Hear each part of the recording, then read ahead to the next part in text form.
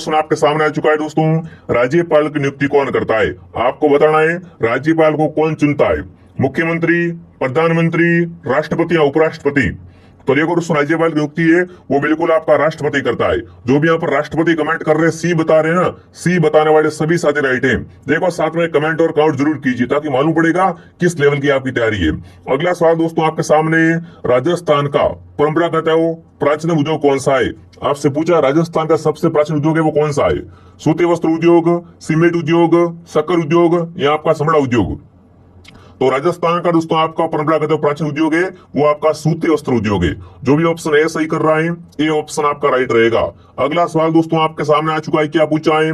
राजस्थान का गौरव कहने वाला किला कौन सा है? आपको बताना है राजस्थान का गौरव है ना, ये किस किले को बोलते हैं?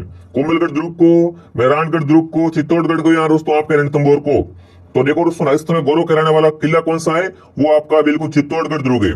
इसे दोस्तों क्या बोलते हैं? राजस्थान का गौरव कहते हैं। जो भी ऑप्शन नंबर सी को सही कर रहा है, सी ऑप्शन आपका राइट है। अगला सवाल दोस्तों आपके सामने आ चुका है, क्या पूछा है? देख लो सारे प्रश्न कितने इंपॉर्टेंट है, बिल्कुल मैं आपको बेसिक से पढ़ा रहा हूँ। अगला सवाल पूछा है दोस्तों, राजस्थान के एकीकरण में चरणों में से सबसे बड़ा चरण किससे माना जाता है? आपको पता है राजस्थान का एकीकरण ये 7 चरणों में पूरा होता है। इसमें से आपको बताना है इन 7 चरणों में से ना सबसे बड़ा चरण है वो किससे माना जाता है? प्रथम को, तृतीय को, चतुर्थ को या दोस्तों द्वितीय को?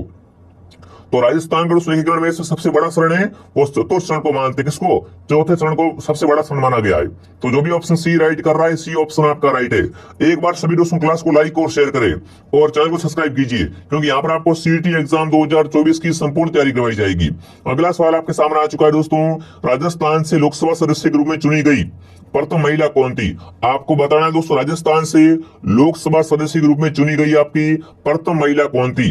शारदा भार्गव, यशोदा देवी, गायत्री देवी या गिरजा व्यास? तो यहाँ पर आपका आएगी गायत्री देवी। जो भी ऑप्शन सी को सही कर रहे हैं यहाँ पर दोस्तों क्या रहेगा आपका? सी ऑप्शन आपका सही रहेगा। देख लो सारे क्वेश्चन कितने इंटरेस्टिंग और कितने इंपॉर्टेंट है। अगर आपको ये प्रश्न दोस्तों आ रहे हैं ना तो दुनिया की कोई भी ताकत आपको सीईटी फाइट करने से रोक नहीं सकती है। ठीक है, ये आपको ध्यान रखना है। बिल्कुल यहाँ पर आपका सी ऑप्शन सही हो जाएगा। अगला सवाल दोस्तों आपके सामने आ चुका है, क्या पूछा है? राजस्थान में मानसून का जुआ किससे कहा जाता है? बहुत ही अच्छा क्वेश्चन है आपका। राजस्थान में मानसून का जुआ है वो किससे कहते हैं? उद्योगों को, कृषि को, व्यापार को या इनमें से कोई नहीं? तो एक और राजस्थान में मानसून का जुआ है वो कृषि को बोलते हैं।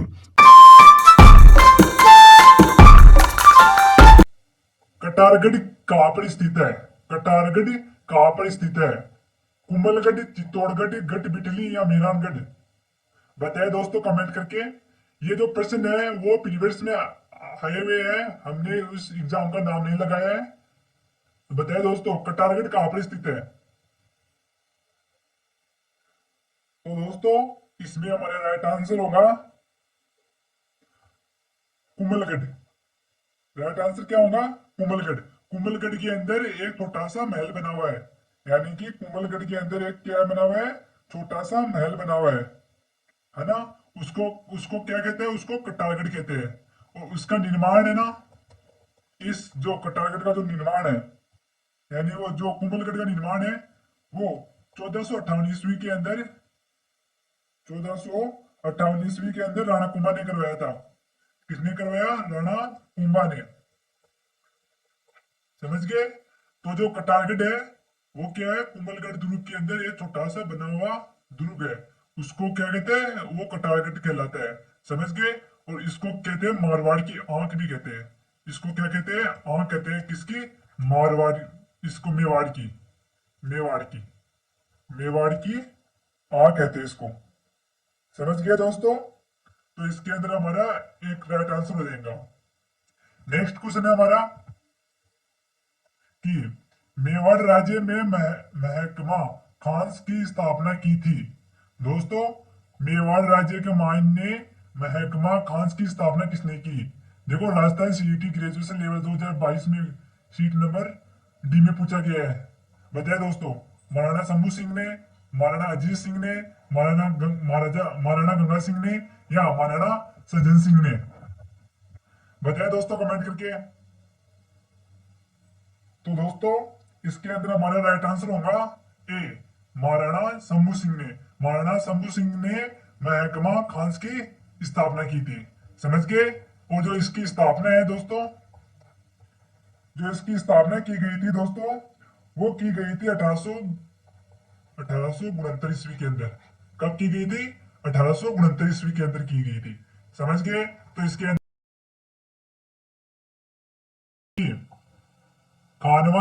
खानवा का युद्ध खालिस्तान में लड़ा गया। दोस्तों, खानवा का युद्ध कब लड़ा गया? 1526 ईस्वी में, 1556 ईस्वी में, 1527 ईस्वी में, या 1572 ईस्वी में? बताए दोस्तों। तो दोस्तों, इसके अंदर हमारा राइट आंसर होगा 1527 ईस्वी में। कब लड़ा गया? 1527 ईस्वी के अंदर खानवा का युद्ध लड़ा गया। तो दोस्तों, ये जो युद्ध है वो किस किस के मध्य हुआ? तो दोस्तों, जो खानवा का युद्ध हुआ वो हुआ था राणा सांगा वर्सेज बाबर के बीच। किस किस के बीच हुआ? राणा सांगा व बाबर के बीच हुआ था। समझ गया दोस्तों? तो इसके अंदर हमारा सी राइट आंसर हो जाएगा। नेक्स्ट क्वेश्चन है हमारा कि चिरिजा शिलालेख किस राजवंश के शासकों का उल्लेख करता है? दोस्तों, जो चिरजक शिलालेख है वो किस राजवंश के शासकों का उल्लेख करता है? मारवाड़ के राठौड़ शासकों का, मेवाड़ के गुहिल शासकों का, आमेर के कछवा शासकों का, या अजमेर के चौहान शासकों का? बताएं दोस्तों कमेंट करके, क्या होगा इसके अंदर राइट आंसर? तो दोस्तों, इसके अंदर हमारा राइट आंसर होगा बी, मेवाड़ के गुहिल शासकों का। ये जो चिरजा शिलालेख है वो मेवाड़ के गुहिल शासकों का क्या करता है? उल्लेख करता है। समझ गए? तो इसके अंदर हमारा बी राइट आंसर हो जाएगा। नेक्स्ट क्वेश्चन है हमारा कि मानमोरी शिलालेख राजस्थान के किस क्षेत्र से संबंधित है? दोस्तों, इंपॉर्टेंट है कि जो मानमोरी शिलालेख है वो राजस्थान के किस क्षेत्र से संबंधित है? मंडोर, चित्तौड़, मारवाड़ या पाली?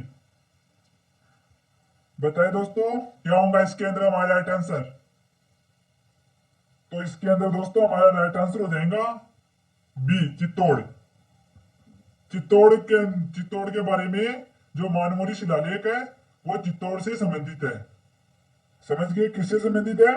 चित्तौड़गढ़ से संबंधित है। तो इसके अंदर हमारा बी राइट आंसर हो जाएगा। नेक्स्ट क्वेश्चन है हमारा कि निम्नलिखित में से कौन सा अभिलेख चित्तौड़ के प्रारंभिक इतिहास पर प्रकाश डालता है? दोस्तों, कौन सा शिलालेख चित्तौड़ के प्रारंभिक यानी शुरुआत के इतिहास का प्रकाश डालता है? अचलेश्वर शिलालेख, अभिलेख, मानमोरी अभिलेख, या सामोली का अभिलेख, या बिजोलिया का अभिलेख?